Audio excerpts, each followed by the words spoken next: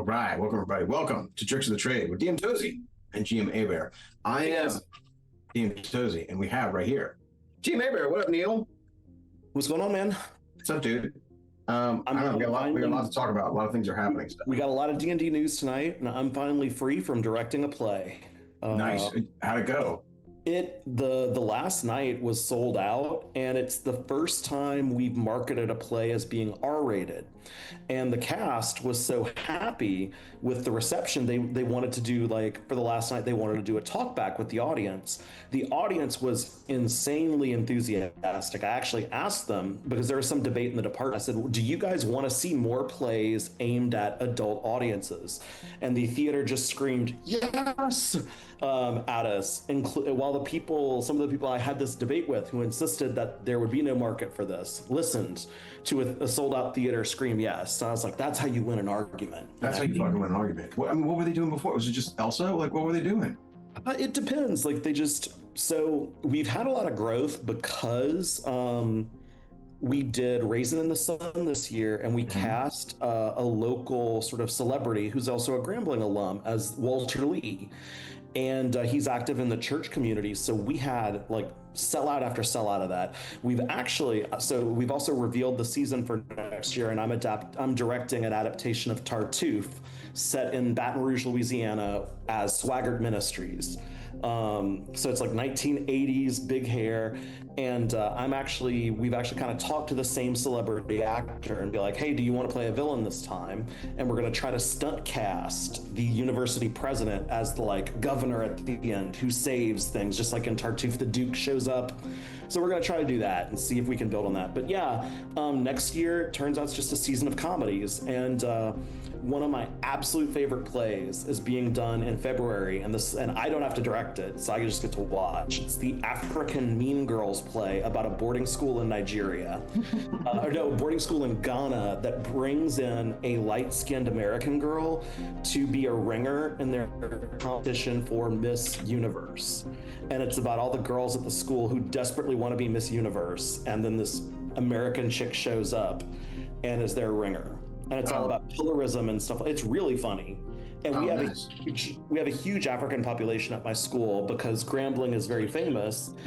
So this year, actually, I have lots of Ghanaian students. So they invited me on Friday to celebrate Ghanaian Independence Day with them. So I had to go back to the cafeteria at Grambling and eat Ghanaian cuisine in our cafeteria with a couple theater majors that kept me company. But all of the students were like, hey, just screaming at me when I showed up because I was the only faculty member that apparently showed up when invited. So was it good? Did you enjoy the cuisine? So some of it was good, some of it wasn't. You could tell some of it was cafeteria food. It was like cafeteria version of Ghanaian food. So like the mixture of rice and black-eyed peas, I thought that was bright red. I thought was not particularly good. But there was a Ghanaian stew meat that was really good. And they also had like macaroni. They call it, this is the macaroni. And it's just spaghetti noodles in some sort of like African-inspired sauce. And it was really good. So I had a good time. I missed us not being able to do Tricks of the Trade last week, but I want to say I slept the entire weekend. Like, I collapsed. It's hard, man. To play. So I had a player not show up for one of my games, and I was like, you know what? I bet he slept through. And I had an actor not show up for one of our performances. Oh shit! That's fun. So we sit on an understudy. She's a freshman. She's the bomb. Did she crush it? And nice. Oh, yeah, I was like, you were my Marilyn Monroe. Yeah. That is, I owe you so much. Well done. Yeah. But yeah, it's been my life. I'm excited to get back to playing D&D. I tried to fit in a game this weekend, but I think it was just too short notice for my guys. Yeah. But before we came on, we were briefly talking about Curse of Strahd being your favorite, and I'm actually thinking about picking it up so I can run it for my next in-person game because I'm going to wrap up Drakkenheim pretty soon with my in-person. Yeah, man, Curse of Strahd I think is the best. Whenever I run it, and I have two games of Curse of Strahd right now: a live one, live streaming one, and then a Monday. Both on Mondays, live stream one, and then an early in the day one. And I'm about to pick up another one on Saturdays. Start another one on Saturdays.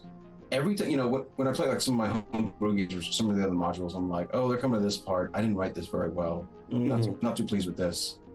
Every moment in Strahd, I'm like, this is well done. This is well. There's so many moments where I'm like, I can't wait to see what they think of this. What every new party thinks of this part, because it's not just scary or spooky. Not a lot of Strahd is scary. There's just a lot of stuff that's just kind of hair-raising and unnerving and macabre and unsettling. It's just really good, man. I'm gonna pick it up. I know this isn't D&D news, but I want to say my monthly RPG budget is about to be done because Blades in the Dark 68 Kickstarter is about to close, which is an advancement of the Blades in the Dark campaign by 100 years. Yes. So it's still post-apocalyptic, but now it's like the radical 1960s with. It looks really, really cool. So, but yeah, as soon as I finish Drakkenheim, I'm going to do Curse of Strahd because, like I bought Rime of the Frost Maiden because, like, I love the Drizzt novels. Like, they were very fundamental to me in like high school and middle school, just like something that got me through that. But I was really disappointed with the quality of Rime of the Frost Maiden. Like, it's written pretty. It's just not cohesive. Yeah, and it's not balanced in a way that feels wrong, and it feels, the themes are isolation and like depression and loneliness, which is kind of tough when you're dealing with a party of people, when you kind of want to impress upon them that they need to feel isolated from each other. It's tough. I would like throw that part away and just be like, you know what, screw that isolation stuff. The world can be isolated, but you need to be a cohesive unit. Yeah, and just if you pick the wrong town to start in, or your players pick the wrong town to start in, it's just not fun. No. And of course, my players, when they heard there's a town of inbred people, were like, "Oh, that's what we want to do," which I guess tells you about my players. I would just take the town with the where they're knucklehead trout fishing, where there's a plesiosaur underneath the water, because that's fun. That one should be the first. I would say do that the first one, because it's like immediately it's weird and fun, and there's like a dinosaur and you're like, what's going on? It's also like culturally fun because that's a big thing in the 10 towns. They're trying to get these knucklehead fish. And like, if I remember correctly, you can solve that mission without combat. Yep. Which is really cool. Which is perfect for level 1. You want a lot of that. You want things that you're like, you don't have to pick up a sword. Just it's like, look, when I run D&D, you're level 1 for 1 session. Yeah, not for long. Yeah, and I try to make sure the combats are not that bad because no. And I'll say again, my favorite level 1 is from Radiant Citadel. It's the Midnight Market one, because you basically just go to a fair. Basically, a fair. You solve a mystery of like stolen, whatever, I forget what it is, but there's a stolen object from market sellers, and they're yelling at each other, and it turns out I don't spoil it, but you solve a mystery at the same time that you're like eating funnel cake and you're enjoying yourself, and you're playing hide and seek with you're playing like a hide and seek game, and there's a cooking competition where you have to cook, you have to kill these gigantic lobsters and then make a wok. It's all very. That sounds really fun. It's very fun. It's the coolest. It's the best idea for level 1. Is just be like, you know what? Why don't we just have a party instead of murder these freshlings? So yeah, I recommend that. I recommend Radiant Citadel. It's my favorite one. I haven't done that one. Actually, I need to go back to that one and start doing that one again. Yeah, and the other thing that I mentioned to you and Trey on our Discord, our private Tricks of the Trade channel, is Kobold Con is coming up, which I think is of direct interest to anyone in the sub. I think I posted something in your Discord. Yeah. But I don't remember if I did. I posted it in my Discord as well. But so the weekend of, I'm looking at the date, I'm sorry, March 27th is Kobold Con, which is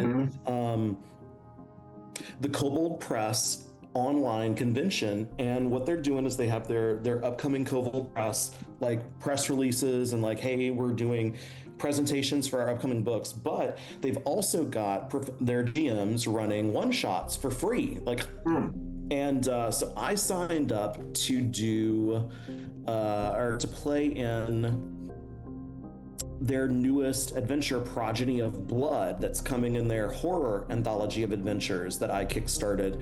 So I'm going to play in that with GM Kyra.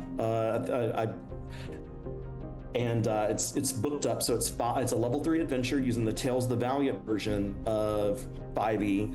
Nice. And I'm sure it's going to be really good because every Kobold Press adventure I've played has been excellent. So nice. Yeah, rock it out. But there are tons of slots available for all this. So like, if you're looking at, you can get there through signup.com, and they've got a lot of games on Friday night and this is Central Time, 6 to 9. They've also, and then Saturday, they've got slots from 12 to 3 and 6 to 9. And then Sunday, they also have slots as well, 12 to 3, it looks like. So I don't know, if y'all are looking for something, there's no charge to play in it. And I don't know many of these GMs because my time with Kobold Press was about 15 years ago. So I'm not super familiar with the new people, but the new people, they were probably there longer than I was there. So they're probably the old people for people today. But for me, they're still new people when I was just working the slush mines for Wolfgang Bauer for the magazine that he produced. But yeah, like if y'all want to play some free D&D with some cool GMs using a version of 5e that you might not be familiar with, it looks like it's going to be really fun, and it's all original adventures. They also have a cozy RPG that they publish, Riverfolk or something like that. I don't know. It's kind of Kij Johnson is the author of that RPG, and it's like a cozy animal friends, like Winnie the Pooh. They have an adventure of that, and then they have 2 Kobold Press adventures using Tales of the Valiant. So, and yeah, is it like God, I'm always the cozy adventures. They always like, I feel like they always make it really serious and dark. Like if you play, what am I thinking of? Where you play little like Mouseketeers? You play little mice. Mouse Guard. Yeah, like Mouse Guard is actually pretty serious. Like you're mouse knights, but it gets dark and like there's death and famine, and it gets, and you're fighting rough. cats and stuff like that. No, this is like you have a dinner party or a tea to attend, but there's a problem obtaining tea leaves. That's the kind of thing it is. So Kij Johnson was an LSU professor in their creative writing program, and she's won the World Fantasy Award at least once. But she wrote one of the most fucked up short stories I've read, and of course I assigned it when I was a high school English teacher. It's called Ponies. And it's just about little girls having a pony party where all little girls have a flying Pegasus with a unicorn horn. And at the pony party, you all get together and you have to decide what part of your pony you're going to cut off. Do they keep their tongue? Do they keep their wings? Yeah, so it's like about peer pressure and stuff. And so like, the girls that I would in the class were always like, "Oh my God, this is so good!" But yeah, it was definitely one of my colleagues back then, Kelsey. I would run the weird stuff by her, just because she was kind of young and closer in age to the students.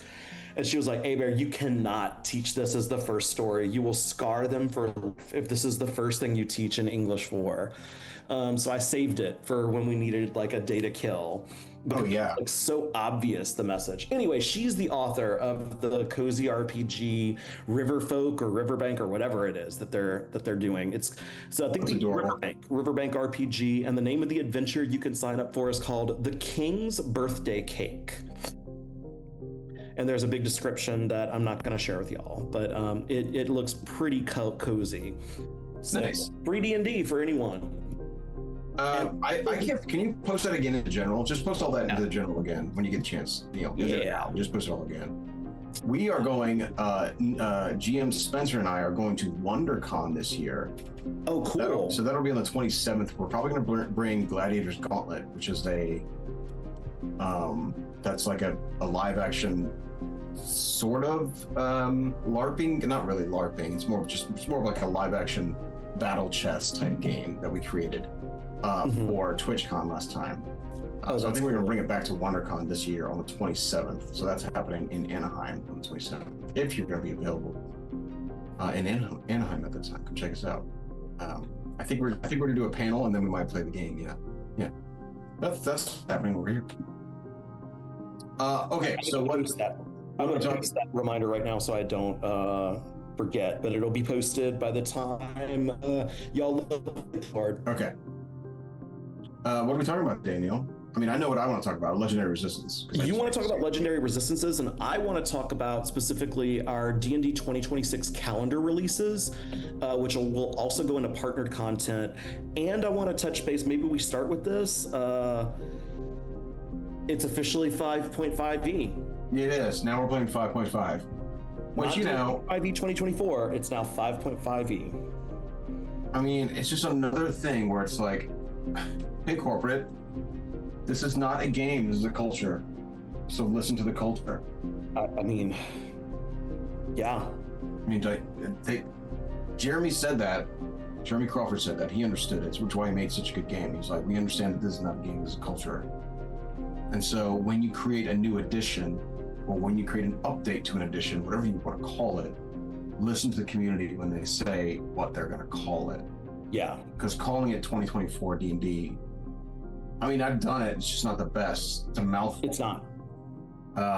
Because I get what they're trying to do. They're trying to make it so that it's a ubiquitous thing. It's just like a slide into the next place where they grab your money. Like it just keeps going. Like it's like D&D never ends. It's just a fluid thing, man, that just keeps making us money and it keeps changing and evolving. But engineers play this game and we need decimal points. Like it is 5.5. It really is. That's the thing. And when I tell people like about Tales of the Valiant, it's not 5.5, it's 5.25. It's a half step forward from 2013. Yeah. So, if you like Ace of 2013, which the people I game with as a player are really into it, I'm trying to move them to Tales of the Valiant just because I think it keeps the spirit of 2013 and moves it forward much more incrementally than 2024 does. But I do prefer 2024. I think their class designs are a lot more flavorful in the handbook. Yeah, I agree too. I think 2024 is just a better game. Although now that I've seen it happen, I see all the splat books coming out. Spells are pretty problematic. Mm-hmm. But yeah, it is 5.5. It is. Yeah. So I mean, that's great. Also, like they're also changing some of the terminology of books going forward, which we can talk about when we do the calendar releases. But I thought it was pretty cool. They're adopting more player-facing language for what they call books going forward. So if you're not steeped in the RPG hobby, you no longer have to know what a source book is, right? Like I know what a source book is because I started with 2e, but I'd imagine lots of people coming into the hobby new are like, what the hell is a source book? Like the new terminology is game expansion, which makes a lot of sense actually, because that's exactly what it is. It's a game expansion. Well, it marries to like video games and other media, which is what they call it as well. They call it expansions. Yeah, which is what expansion and adventure expansion are the two new terminologies they're using. So that indicates whether it's player facing or GM facing. Gotcha. Okay, that's cool. I like that. I mean, I've always called them splat books. I've always called them splat books too. Yeah, because it's like just a tiny bit of pejorative there, but like it makes sense to me. Like, well, we came up during 3rd edition when the D20 boom was like an explosion. Like there was just crappy books from press. Oh yeah, and we used all of them. We used all of them until our DM was like, no more. Shit. No more. It's like if it's not in the player's handbook, you can't use it. It's like, oh, okay. Well, actually, some players these days, or was it? Yeah, it was like 2 days ago. One of my games, they started casting spells, and I was like, I don't recognize these spells. And I looked them up, and they're in the player's handbook. They've added new spells to the player's handbook because it's all digital. So, but the ones they added were cool. Like they're cool. I like them. That's really cool. It's like one was like Yangtze's impenetrable, like something, or and I was like, these are named spells that they just added to the player's handbook. And with Yangtze, it sounds like that's linked to Radiant Citadel. It might be. I don't know. I don't remember what it was. I don't remember. I could be wrong. I'm all for new like iconic characters. Me too. I'm down for it. Like, do it. Get I'm some more sick of wizards in there. Elminster. I'm sick of all the old people that actually, if they're present, they obviate the need for other heroes. Like if Elminster's there, why are there heroes at all? He can just he can have sex with the god of magic and make love to her so well she'll fix whatever problem there is. That's how it goes. I want to say there was this is a couple years ago. I was on RPG.net, which is my favorite of the forums that talk D&D and other RPGs, and someone was talking about how he fixed Forgotten Realms for everyone. And he said in session 1, the player party came across Elminster crucified upside down with his throat cut.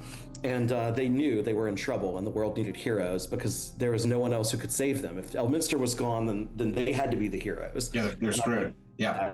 That's actually kind of sad, but true with the Forgotten Realms. Yeah.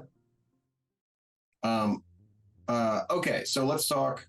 I mean, I'm glad that happened, but I guess it's a little too late for 5.5, but whatever. It honestly should have been printed on every player's handbook, DM guide, and monster manual so that I know it's a different color on the spine, but that's not enough to differentiate. It's also confusing because you're going to make a 6th edition, so stop. You just need to be clear, and it's not clear. Like it's greedy, and it's. I bet they wait another 10 years though before 6E because 5.5 is selling really well. Yeah, it is. Yeah. And they might even get a 5.75 out of it. They could.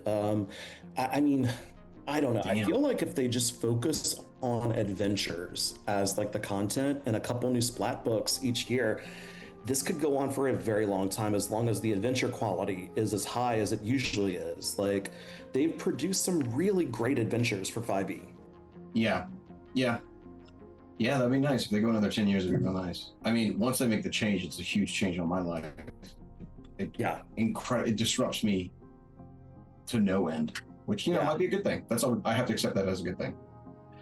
And you could always monetize the people that refuse to move on because and those players are numerous. Yeah, they are passionate and numerous. Yes, they're out there. I have some players that are like, I have some players who are vehemently against 2024. They're like, why do we have to do this? I'm like, I promise you, it's a good thing. I know you don't like it. Everyone felt this way about 3rd going into 4th or 2nd going into 3rd. Like it's always the same thing. People hate it. They hate change. And then they realize it's good. It's okay. There are good things about new editions. There's always good things. The group I play with, I'm not the DM, they are adamantly anti-2024. Some because they feel like it's woke, some because of this, that, and the other. I'm just like, look, I don't care if the orcs are wearing sombreros. Like, doesn't matter. Yeah, it's fine. It doesn't matter. I'm sorry. I'm sorry. Producers are going to interject here. How the fuck is D&D woke now? It's woke. It's woke because okay.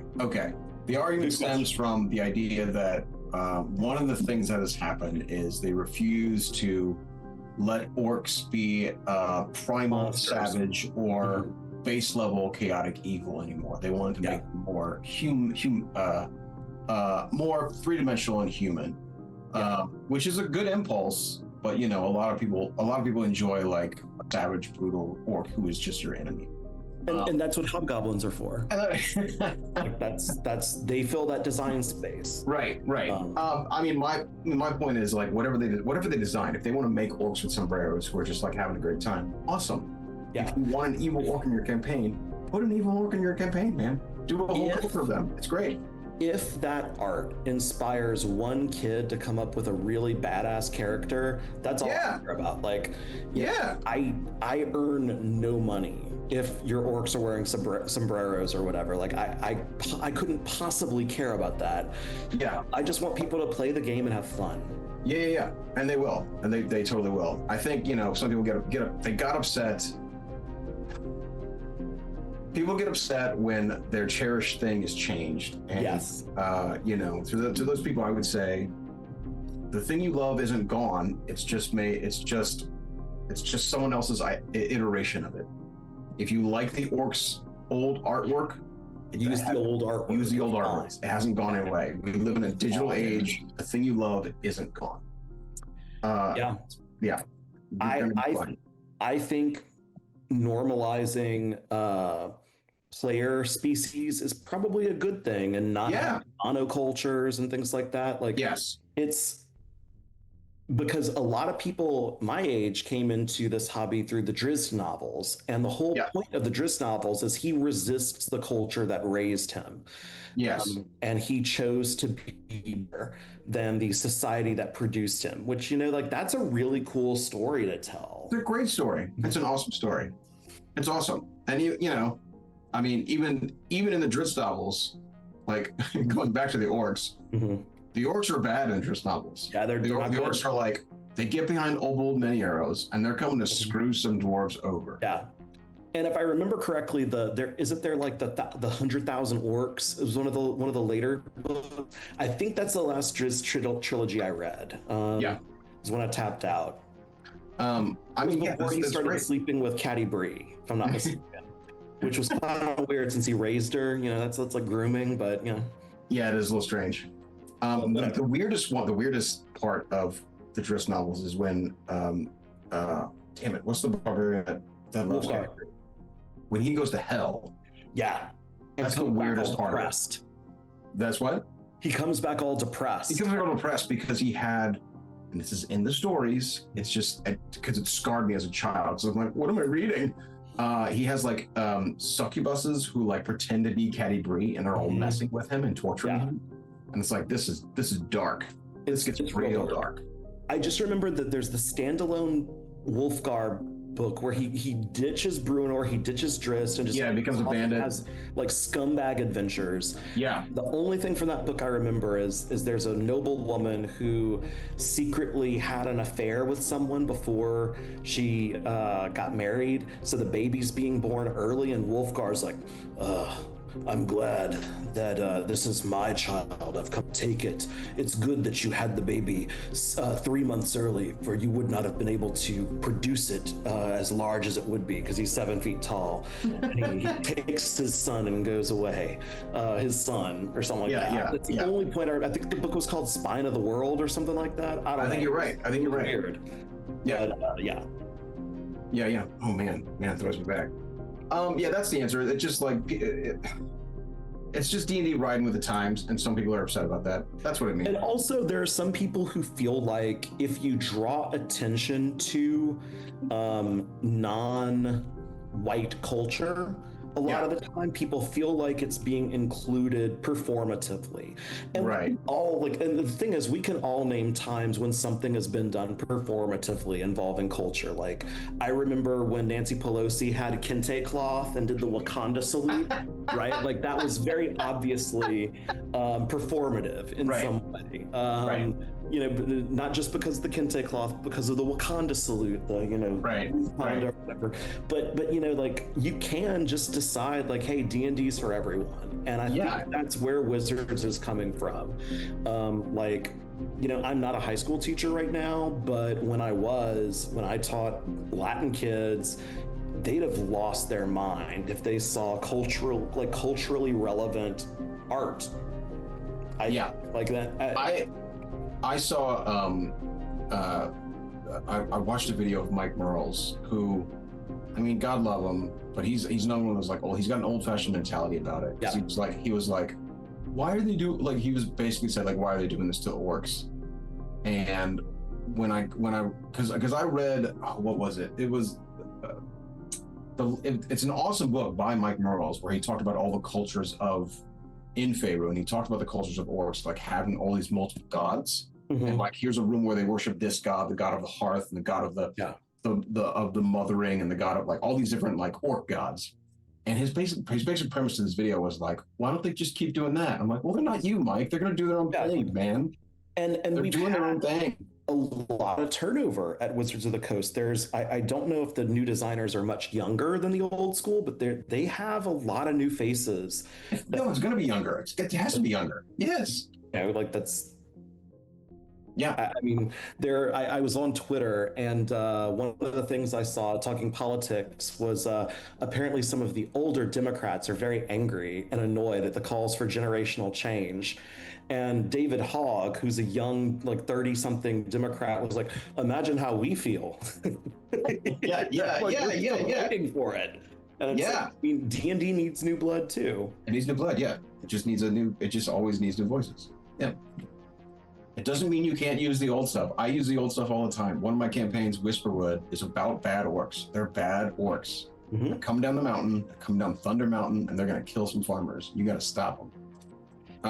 Yeah. And I can get why hobgoblins are now the new orcs, just because like they're definitionally evil because they're born from a curse, right? They're not Right. like a natural group of people that have assembled together and somewhat live in harmony. Like these are a wizard did it or a demon did it. Like it Yeah. makes sense why you'd go with them Yeah. as just default antagonist. It's another reason why I love BG3, because BG3 does this. It asks the question, like Planescape asks the question, like what makes a man, or how does a man change? I forget the big question in Planescape, but in BG3 it's what has a soul? Mhm. And they ask the question like, does everything have a soul? What about a mind flayer? Does a mind flayer have a soul? Like you think they're doing the like, well, can we make mind flayers good? Can we make them good? And at the end of the game, Jurgle comes out, who is the god of death, the old god of death, the god the god of funeral homes. Essentially, he's the elder god of death. He's there the whole time. Spoilers for Baldur's Gate 3, I guess. Big spoilers for Baldur's Gate 3. I haven't beaten it yet, but I don't care about this spoiler. That's okay. Well, he's Jurgle. Withers is Jurgle. He's the old god of death. Oh, duh. Okay, that makes sense. And at the end, he is pointing at the other gods of death, and he's like, "You dum-dums, you idiots. When someone's a mind flayer, their soul is gone. We don't know where their soul is." But he like definitely answers the question at the end of the game. He's like, "They are evil. They are soulless beings. You can kill them." So he answers the question, like, and it's cool. It's a cool thing to do. So wait, that means the mind flayer in the Underdark that I meet in Act 1? It's a good question. See, it's a good question because he is a like science-minded mind flayer. Yeah. But you're right. Yeah, they all have a tug to control and to manipulate and to, they're otherworldly alien. They look like Cthulhu. It's okay to kill They them. do look like little Cthulhu's. Yeah. Yeah. So But it's cool. I just like how he answered that question. touching on the end of Baldur's Gate 3, doesn't he also pretty much banishes the dead three and reclaims all the power that he gave them, doesn't he? Or am I misinterpreting that?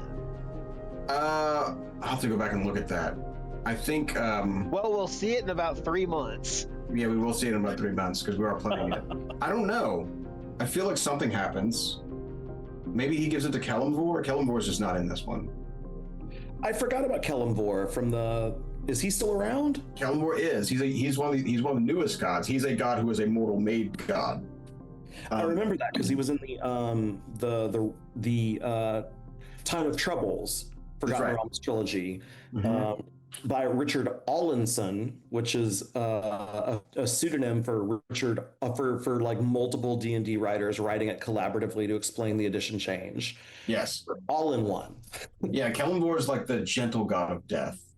He's the like when he's the god Gentle of passive. repose. The god of repose. He's the god who like gives you a helping hand and moves you on to the next phase of life. Whereas like, what are the three? Bane Ball, Bane, Miracle. Miracle. Right? They're just dickheads. They're all dickheads. Yeah, it's fun. It's fun stuff. Okay. So Do we want to do legendary actions real quick? So legendary. Okay. Upcoming books. Let's do upcoming books. We're still on. Okay. Yeah. So if y'all look at D&D Beyond, they do have the D&D 2026 calendar releases, and there are 4 books coming out from Wizards. The first 2 are, or the first one, it looks like 3 books. I'm sorry. It is Ravenloft: The Horrors Within. So it is a set. It's a really cool art of Strahd just kind of sitting on a throne. Oh yes, there it is. The Horde Within. There it is. Yeah, and it is basically aimed at specifically Ravenloft player options for the Domains of Dread. So it'll hit the new book. The dates you can pre-order it starting April 13th. For Master Tier, we get it in D&D Beyond on June 2nd. For Hero Tier, June 9th, with wide release on June 16th. So, with me trying to finish up a Dungeons of Drakenheim campaign for my in-person group, that timeline actually seems pretty cool on when I would start up a new campaign. Now, I think I am going to go with, I'm either going to do Curse of Strahd or Ruins of the Grindelroot by Mike Shea, which is pretty cool. It's just a 5-level mini campaign. But yeah, so I'm going to do one of those, but that timeline works well. And the other new books coming out, there are 2 others, specifically Arcana Unleashed and Arcana Unleashed Deadfall. And that is for what they're calling the season of magic. There's the season of horror with Ravenloft and the season of magic. And that stuff's going to hit in August, it looks like, with Arcana Unleashed being a gameplay expansion for like character options for arcane-oriented classes, which is kind of, it's probably every class at this point, since isn't there, if I'm not mistaken, for every subclass, there's one subclass for every one of the major classes that dips into wizard spells, right? Like, am I remembering, or arcane spells? Am I remembering that correctly? Except for priest, I guess. Yeah, maybe I was just thinking maybe cleric doesn't have one. Cleric and druid don't, and paladin probably doesn't either. But although I think they should bring back a mystic theurge. That'd be really badass. Well, if you get the player's guide too for Tales of the Valiant, they have a mystic theurge, and it gets no armor whatsoever. No weapon proficiencies whatsoever.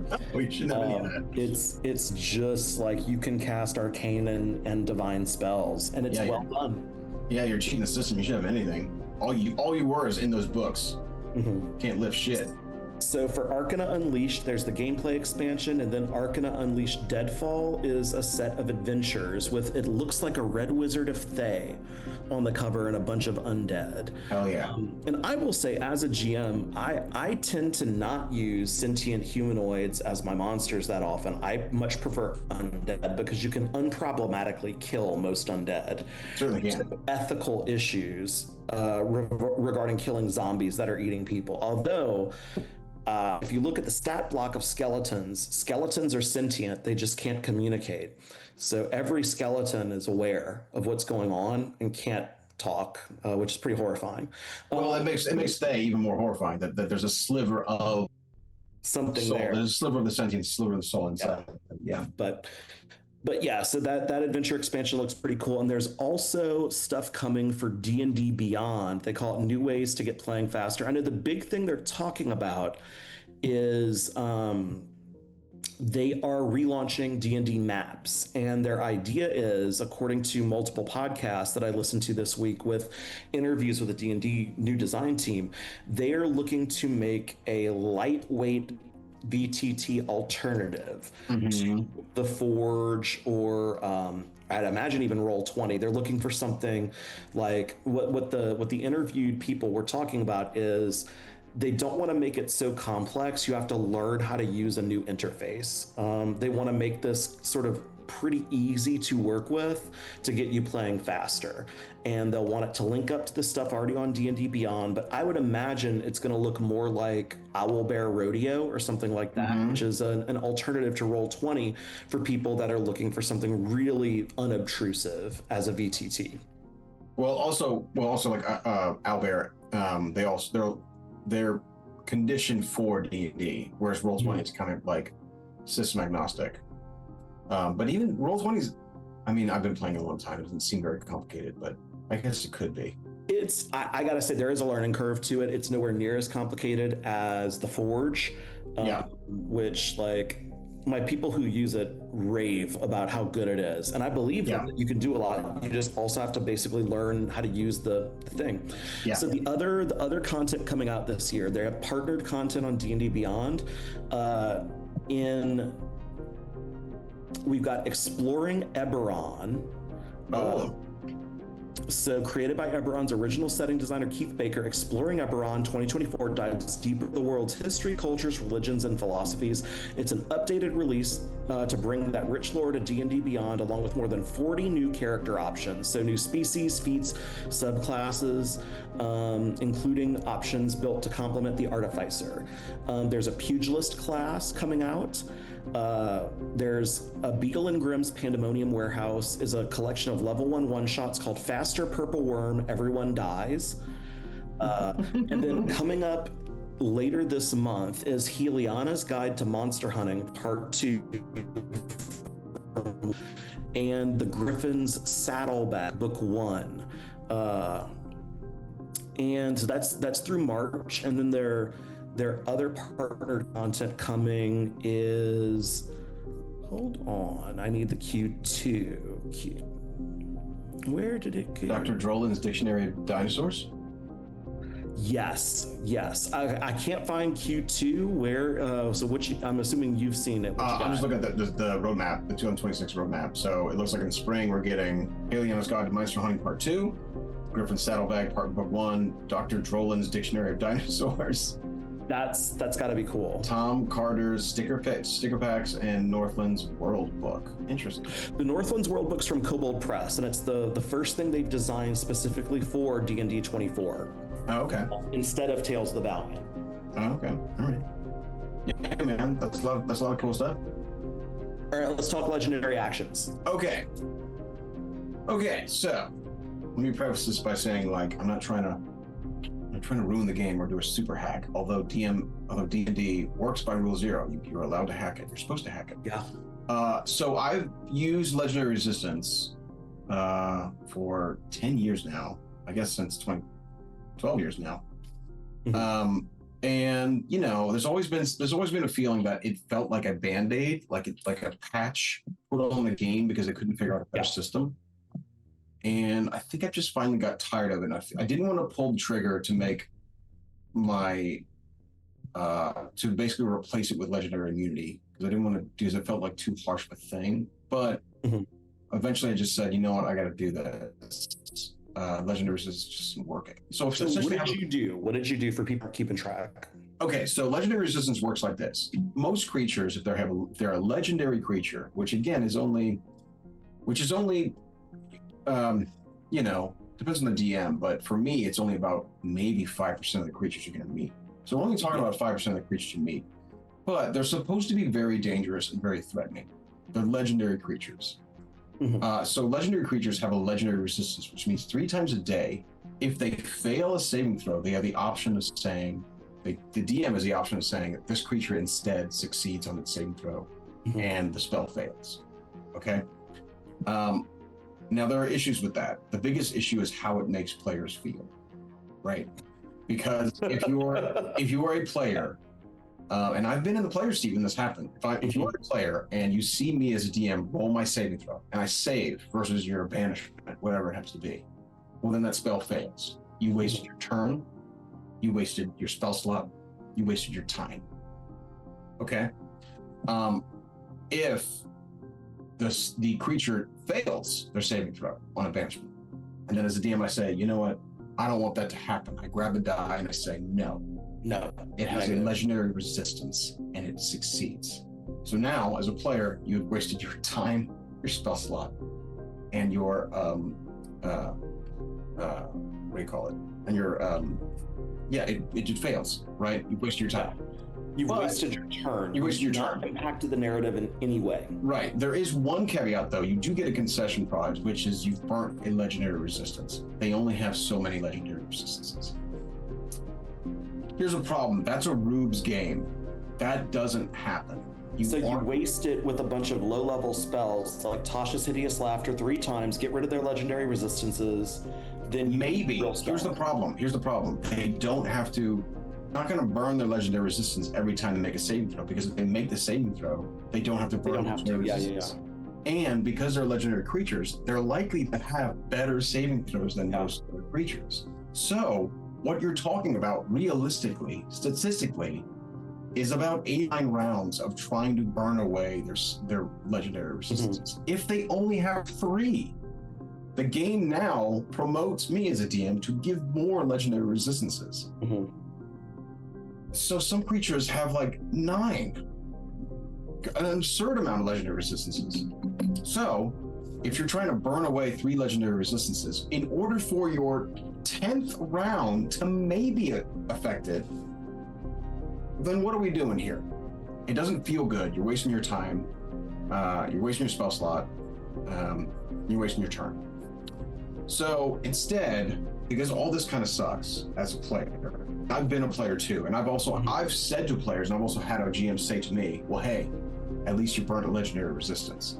And I always felt like it's not great. It's not good. It's not great. That's not a good feeling. No, it's not. It's like a used car salesman saying like, well, hey, don't worry about it. I'll throw in yada yada yada. And you're like, this feels skeevy. I feel like I'm being taken for a ride. Yeah, it's like, hey, at least you just slammed the closet door on your dick. Yeah. Yeah. It could have been worse, yeah, but it didn't have to happen. No, it didn't happen at all, no.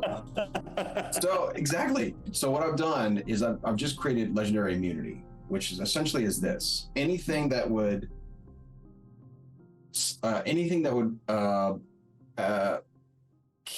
stop a legendary creature from having its bonus action, its regular action, or screw up its action economy in any way, charm, dominate, insta-kill, or anything like that. Anything that would basically like stop the encounter right away, it's pretty much immune to. And I tell the players right away, this is the big thing, because I think in being open as opposed to being duplicitous about certain information, I think it's better just to be open and honest and say like, this is a legendary creature. It has a legendary aura. It is immune to this, that, and the other.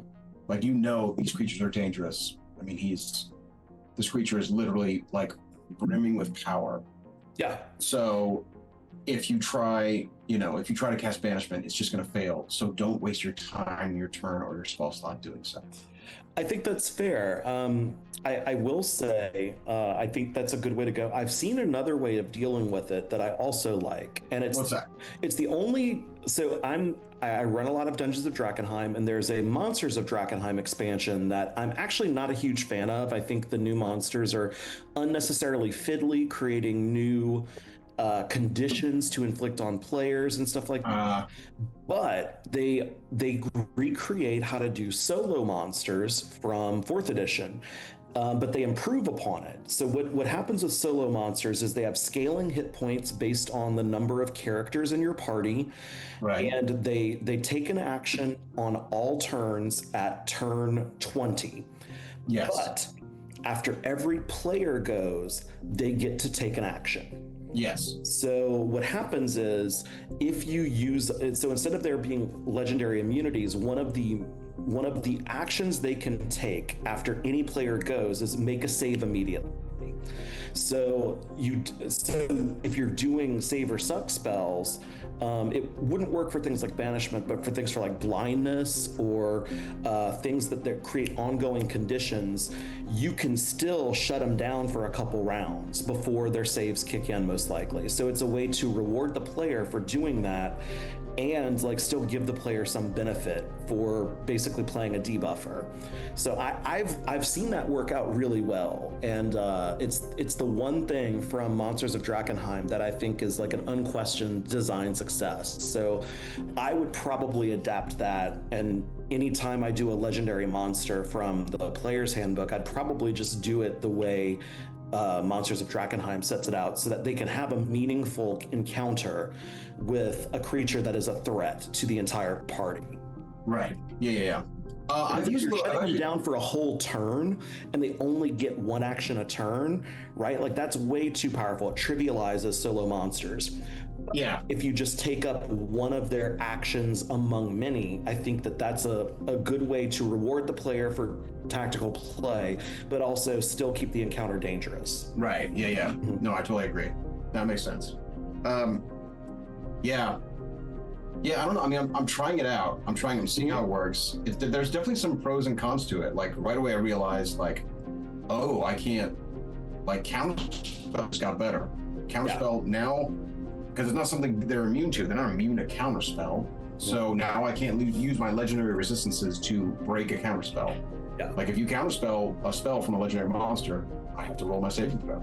If I fail, I got to deal with it. Yeah, that's cool. It is cool. Yeah, it's cool.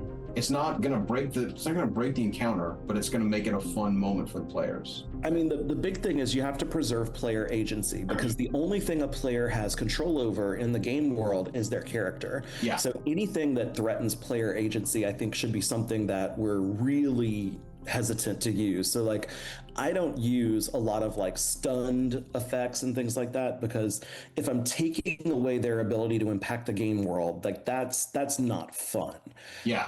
For them, it's like their players have a limited number of toys in their toy box, and I want them to be able to have access to them. I think it's reasonable if you're a player to expect to get to do the thing you're good at. Yeah.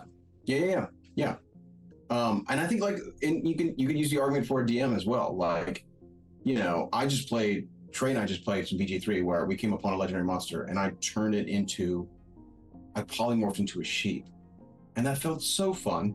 That was so cool, because I had a 64% chance of doing it. And they didn't have a legendary resistance to block it, or maybe their legendary resistance give them a better bonus. But it felt really cool. But, you know, in a D&D game, when someone's a DM, it doesn't feel cool for the DM to have this legendary creature that has been designed and balanced to be a healthy, dangerous, deadly encounter just be suddenly like broken. Because I broke this monster in the video game. Broke it.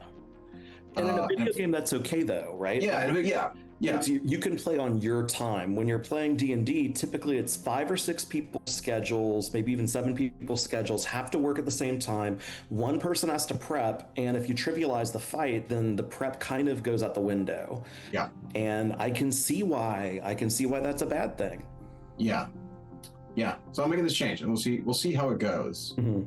Yeah. I'm already seeing some like cracks in it, but I think, you know, I might have to make a master list of all the spells that are immune to, but I don't think I have to do that. I think instead I'm just going to make it tags. I think instead I'm going to change the language to make it like, you know, just like how constructs are immune to charmed, frightened, exhausted, prone. Some of them are immune prone.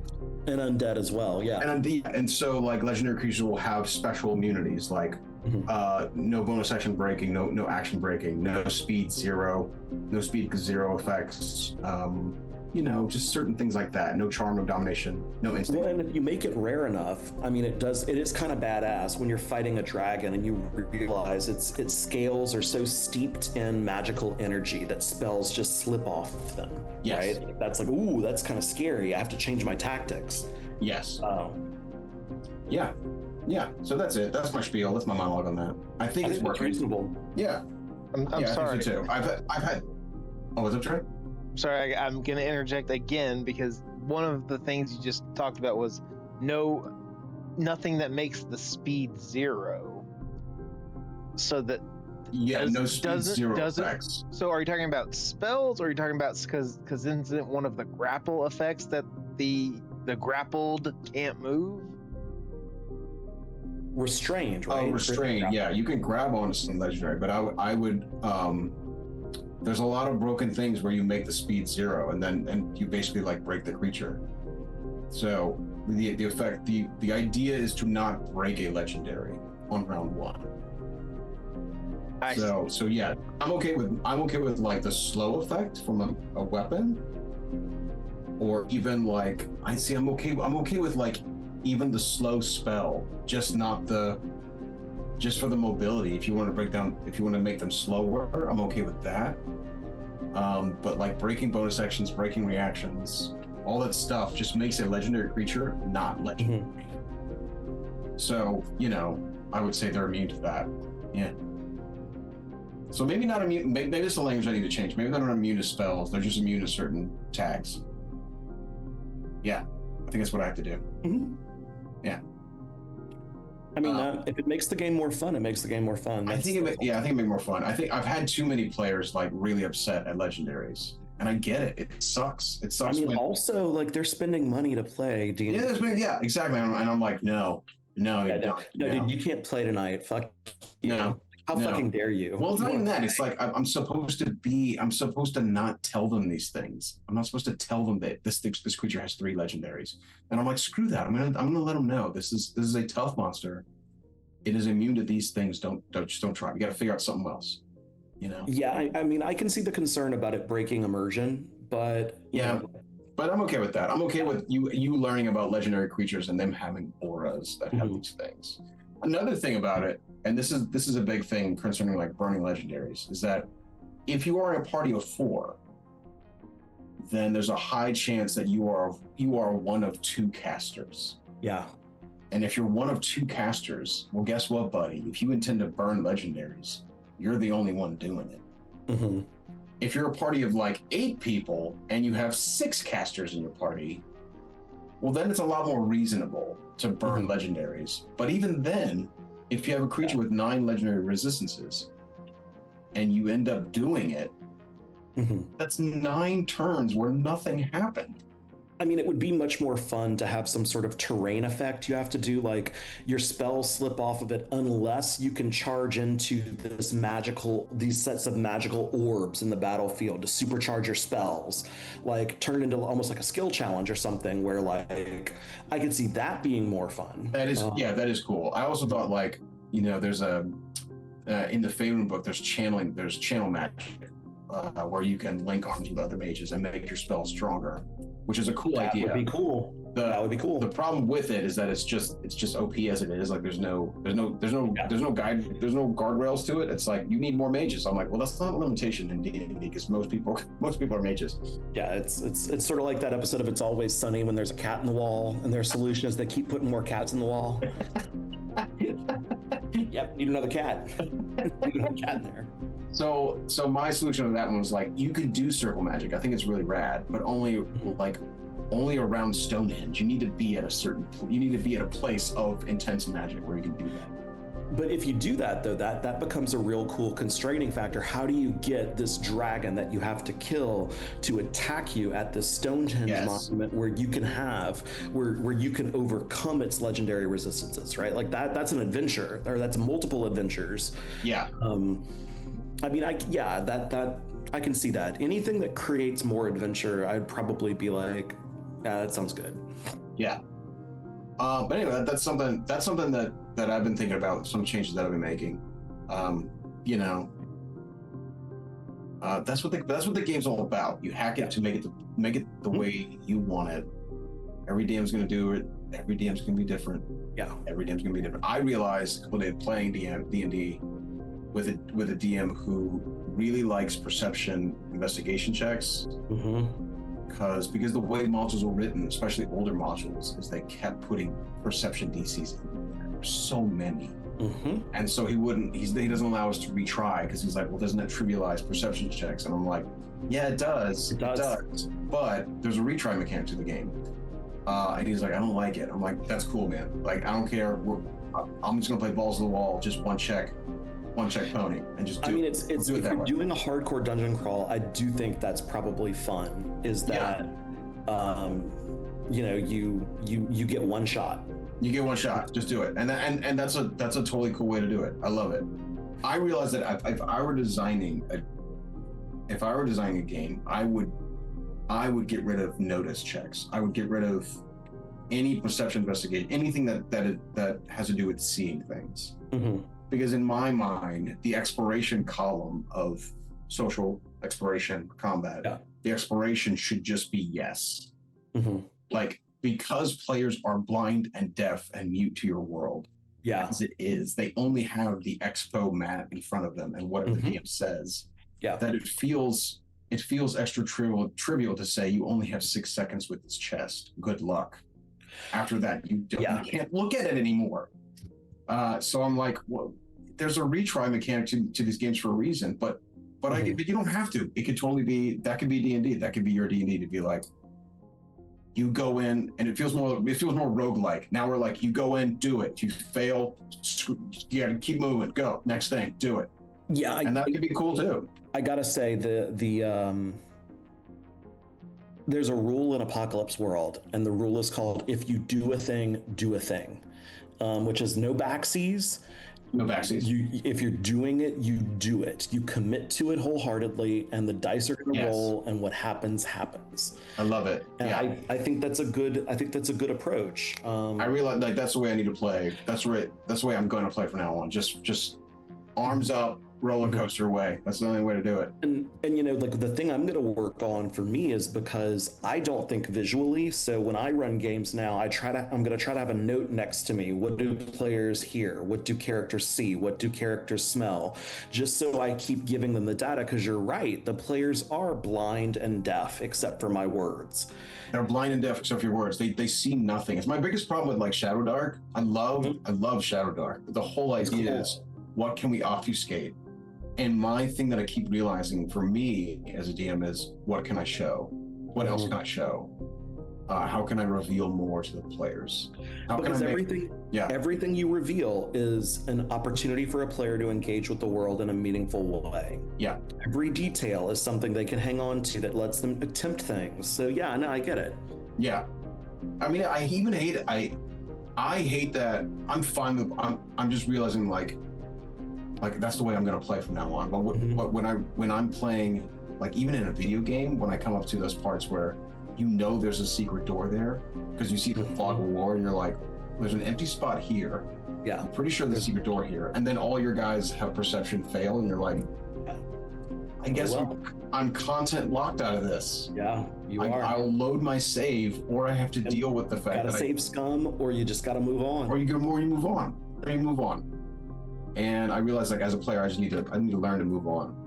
Yeah. And as a DM, I want to reveal more because I think it's more interesting. Yeah. I don't care if you know that the trap's there. I want to know what you do about it. Like, the trap should look deadly, and you should see it. What do you do about it? Yeah. When the last time I ran Unknown Armies for a bunch of newbies, I took the Apocalypse World has rules and principles for GMs to follow, and one of them, my favorite, is respond with trickery and fuckery. And I had that written out on my GM screen, and my players are like, "Why do you have that written down?" I'm like, "Because I get to fuck with y'all. Like it's a horror game, right? Like I get to, it's a occult horror, supernatural, like, I get to do stuff like that." And I don't know, just having notes on my GM screen, I think is probably a good way to go from here on out, just to make sure that I'm giving the players more things to hold on to. What's the best, I think, in terms of trickery and fuckery is when I don't even plan on it, but when I have like two NPCs that are hanging out with the players, and they decide to do something. Say it's like a little morally skeevy. One of the NPCs will be like, "Yeah, you should do that," and then the other NPC is like, "What are you talking about? We should not do that." And then I have those NPCs literally fight. They're pushing each other around, and I see what the players did, and that's the most fun. Yeah, that is really fun.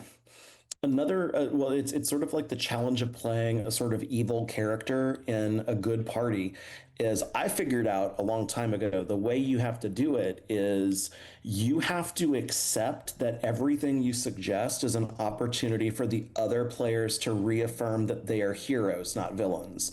So I would suggest something morally bad, and they would get to rise to heroism and be like, "No, we're not going to do that." And that's the only way to make that work, I think, in D&D that maximizes fun without turning into a bunch of murder hobos. You have an NPC suggest the evil thing. Yeah, or when I've been the player that clearly is the evil character. Yes. Gotcha. It's like, I expect to get shot down all the time, and I know that them shooting me down is them having fun. But it takes a different attitude to do that sort of thing, I think, in a D&D game. You have to have different expectations if you're going to try it. Now, I love having two NPCs get in a fight about what to do. It's the best. It's the best. They don't expect it. It's also very like, I love stuff where the heroes aren't the central focus. I love like multiple faction fights where things are happening. There's suddenly two parties going at it, and the heroes are like, "Wait, they're not fighting us?" I'm like, "No, you're not. You're not important right now. They're fighting each other. They're doing." That's you can make yourselves important. You can make yourselves important right now. You can get in there, but something else is happening in this world. That's something Mike Shea suggests as a positive encounter. You put this party comes across a fight of two factions in progress, and they get to decide what to do. Yeah. It is much more interesting than just there's a band of hobgoblins. Yeah, who are just looking at the door, waiting for the party to enter. Yeah, and can't wait to legitimize their presence. Yeah. Over and I know over. there's no source of water in this dungeon, nor is there food or a place to poop. There's just a door that we're just waiting for you. We're just waiting for you. Yeah, exactly. Yeah, that's fun. That's good stuff. Mm-hmm. Well, we'll stop it there. That's a fuckload. That's a lot of talking. You did a lot of talking. And for people, see what we did. What I did is we came up with a format because apparently it's gotten unmanageable, our conversations in the past. So I'm just throughout the week, I'm gonna listen to more D&D podcasts because I do enjoy that on my commute, and try to keep track of news stories because I do think these news stories in the industry are pretty fun to talk about. So yeah, well, that sounds great, guys. Just a reminder for people, there is no Tricks of the Trade next week because Dr. Hebert's research is on professional wrestling, and there's a big professional wrestling pay-per-view that I have to watch. It's research. It's research. I can write it off on my taxes. Yeah. Who's wrestling each other? Which event is it? It's AEW's pay-per-view, so they're the alternative to WWE. They're the promotion that their fans keep chanting "fuck ice" when certain wrestlers come on. But that surprised me. I have to say that surprised me. Wrestling fans lean left wing. UFC fans lean right wing. Oh, is the interesting demographic breakdown of that. So, but anyway, the big thing is for people that have watched wrestling over the last couple years, AEW signed a bunch of Japanese wrestlers as who went to Japan as an alternative to WWE, and they also signed WWE wrestlers who got bored of that system. So their big guy used to be Dean Ambrose in WWE. He wrestles as John Moxley, and he loves death matches. He loves to cut himself open. He loves to bleed. His wife is their ringside commentator, and occasionally he'll do stuff and she'll just post on Twitter like, "What the fuck, John?" Like it's clear he doesn't tell her all the time with a spot, like when he gets thrown on a bed of nails. Or, I saw their version of WrestleMania last summer, and I remember like the bell rang, and I joked to my wife, I'm like, "Hey, is Moxley bleeding yet?" And the people around me are like, no, it's only been a second. Like, give him like 4 minutes. He's gonna gig. Don't worry, it's every match. So he's wrestling Konosuke Takeshita, who was voted the best technical wrestler of 2025. And that's probably going to be really, really good. So that's what I want to see. And so it's going to be pretty fun. But that's what I get to do next Sunday night. But I hope to actually get to play some D&D so we can, take all these lovely conversations we're having and put them into action. Yeah, dude. Yeah. Go run some stride. Yep. All right, I gotta roll. Bye, guys. Neil, you're the best. Trey, thank you so much for hosting. Trey, thank you. Thank you, buddy. Peace out, everybody. Have a good one. Bye.